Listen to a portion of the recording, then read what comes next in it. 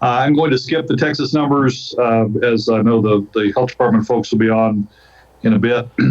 Getting to the hospitals information, we have now tested over 1,200 people, 72 positives, over 1,000 negatives to date. Still waiting on quite a few results, some of those as early as last Thursday, but the majority of them just in the last day or two. In the hospital, our census is 128 today. We saw 90 patients in the emergency department yesterday, exactly half of the number we saw on this day in 2019. In critical care, we have 13 patients. Persons under investigation, there are a total of 26. 8 of those among that 13 critical care complement, and then 18 others. 7 of those 26 are known positives. We have 8 patients on ventilators this morning. We've got some things happening now with regard to our response to the governor's new executive order from that takes effect tomorrow. As you all know, we've been restricting elective surgeries for several weeks now. We are actively discussing a return to elective surgery, but as we'll talk about in just a moment, we've got some growth in our case numbers locally, and so we're moving slowly toward a resumption of elective surgery. What we are going to do beginning tomorrow is start slowly back into doing elective endoscopy procedures, colonoscopies primarily. Our 3 local GI physicians are working with their patients to begin returning to those regular schedules as soon as tomorrow, and we expect that to ramp up over several days. We also are releasing the restrictions on the majority of our imaging procedures, including screening procedures, and so for the most part, imaging will be open for business tomorrow as well. We have developments in the community with regard to further infections. As you all I know have heard, the Midland Medical Lodge continues to be a location of some concern. We sent our team out there on Friday and tested all of the patients and the majority of the staff. We got results yesterday on a large number of those patients. There were 16 new positives that resulted from our testing at Midland Medical Lodge. 14 of those were residents at that senior community. We do expect more results to come in today and perhaps tomorrow. On the positive side, on the good side, we had 19 negative tests returned as well. So there's no question we have our first really significant cohort of patients in one location at the Midland Medical Lodge. Our medical and infection control teams are in contact with them regularly. They are isolating their patients as much as they can. And as they need hospitalization, they're coming to us. And as of this morning, I think we have 6 or 7 of those in-house. So that's a continuing concern that we'll be observing, and we will be conscious of that outbreak and the potential for large numbers of patients as we consider whether we return to elective surgery in the near term or not. What's being asked of us by the governor, what we will continue to do in consultation with our surgeons and anesthesia providers, is to be conscious of our ability to safely do elective procedures, to do them without unduly reducing our supply of personal protective equipment, and to be sure that any cases that we do don't hamper our ability to care for COVID-19 patients as those numbers potentially grow in the days ahead. One more area of concern. We became aware a couple of days ago that there were a number of Easy Rider bus drivers who had tested positive. We sent a team to the central Easy Rider location last night, and we tested 26 more people. We expect to get those results in the next day or two and determine if there's any further guidance we need to offer the Easy Rider team with respect to managing their infected employees. So those are major developments. I'd like to offer some thanks today to one more group of our hospital team. This is our schedulers and our insurance verification financial clearance team. you can imagine that throughout this process, we've gone back and forth between scheduling cases and canceling them and rescheduling, and we're now starting up scheduling for endoscopy in other areas today. It's been a tremendous challenge for those folks to keep up and communicate actively and accurately with our patients every day, sometimes multiple times. That's a difficult and thankless job. Our patients have been very understanding so far, but I would like to thank our team in financial clearance and in scheduling for their hard work to keep us on top of the changing landscape we're facing these days. So with that, that's the end of my prepared remarks, and I'll be happy to take questions from the hospital's perspective. We have a question on Facebook. When will Midland receive the 15-minute test to check for COVID-19 that the president said is out there? I suspect that question is about the Abbott point of care testing. There has been some information over the last couple of days that the two hospitals in Odessa have now received test kits for their Abbott machines.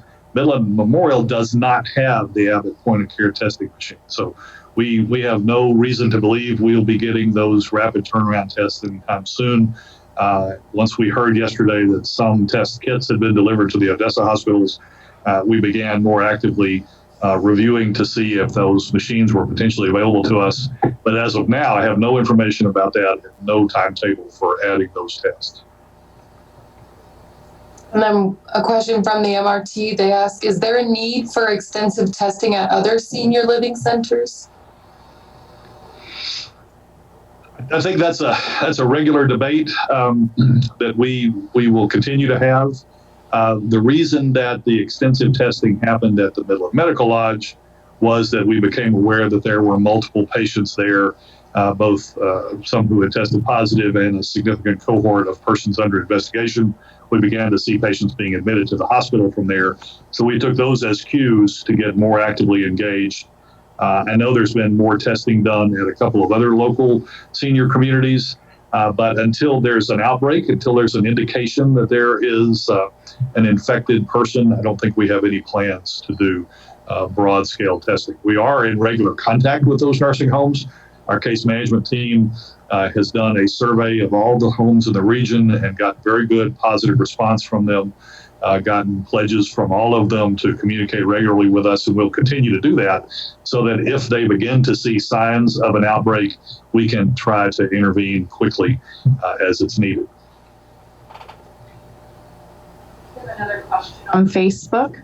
Do you know how many people in Midland have tested positive but don't reside here? For example, oil field workers that work here 2 weeks and then go home to another county.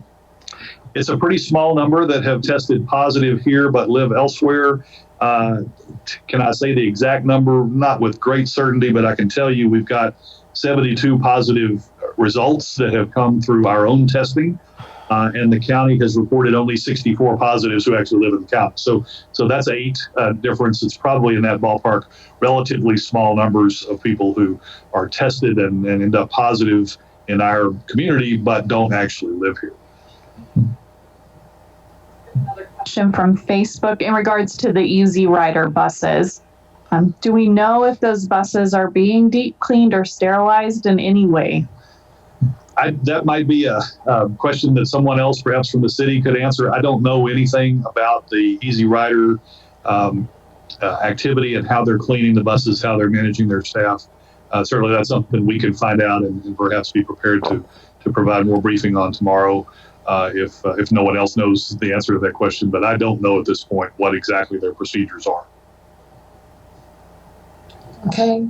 This is from the MRT as well. Was the larger number of positive cases at the lodge expected? Well, we don't know exactly what to expect. That's why we test. But we tested about 100 people over there on Friday.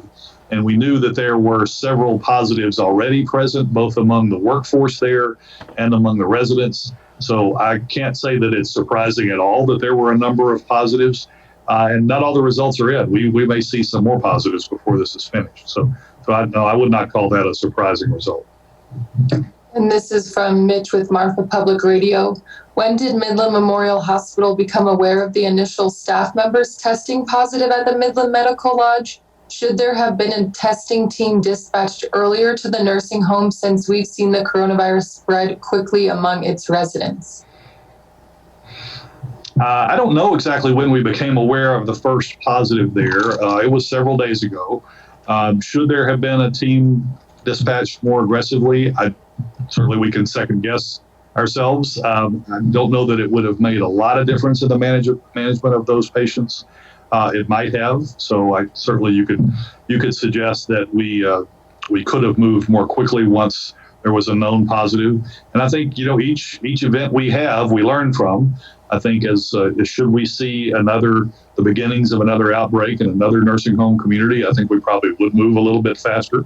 But recognize that this is an outreach that the hospital is doing primarily because we're concerned that these become hospital patients later on.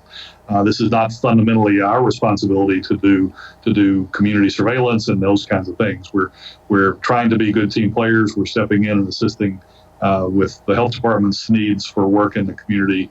And so we're sort of learning how to do that as we go. This is totally new territory for us. So sure, I think you could second guess and suggest that we could have moved in and been more aggressive sooner. And we probably will the next time evidence of such an outbreak appears. And how many nursing home residents who are hospitalized are currently on ventilators?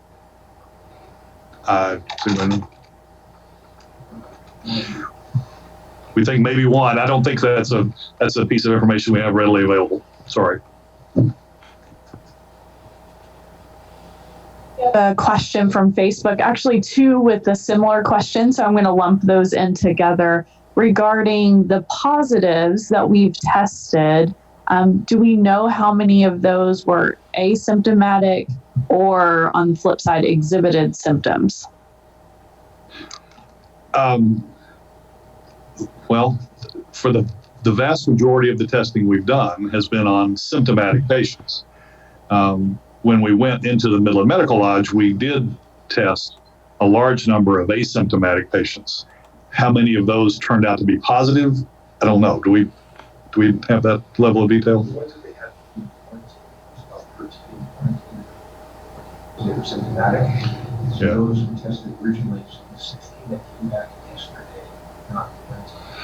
So that's a good point. So essentially all of the test results we got back yesterday were asymptomatic, because the ones that had symptoms had already been tested prior to that before our team went in. So I appreciate the clarification from Dr. Wilson off camera there, but that's a good point. We have another question from Facebook. What info do you have on the plasma research, and how high is your confidence in this research? That might be a good question for Dr. Wilson to come answer directly, if you'd like. Good morning. Thank you, Russell. So the question is relative to the convalescent serum, I'm assuming, the plasma therapy. And well, all the research related to plasma therapy remains observational and small studies. We're gaining information in the United States on a daily basis. It's being used regularly now. We've used it here now on 2 separate occasions. And I think the information that we've gained so far is favorable, but there's, again, longitudinal information that needs to be gained. The patient has an initial response, but how do they do long term? There's other factors that play into it. So at this point, I would say that we're pleased with the benefits that we've seen and that we've read about, but I think the information remains early, and there's a lot of opportunity for other therapies to come along while we await the vaccination and herd immunity to develop over time.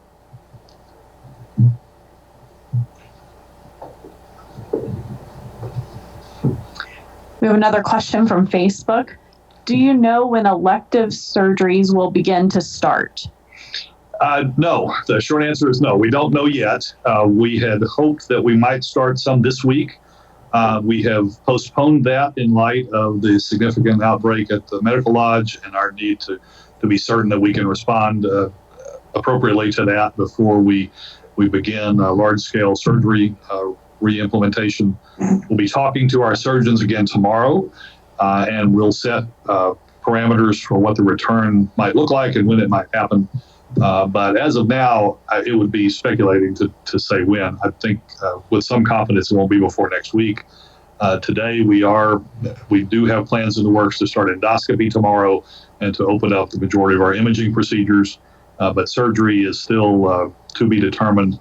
And by the time we meet on Thursday, I should be able to offer a plan in this next session of the Unified Command Team briefing.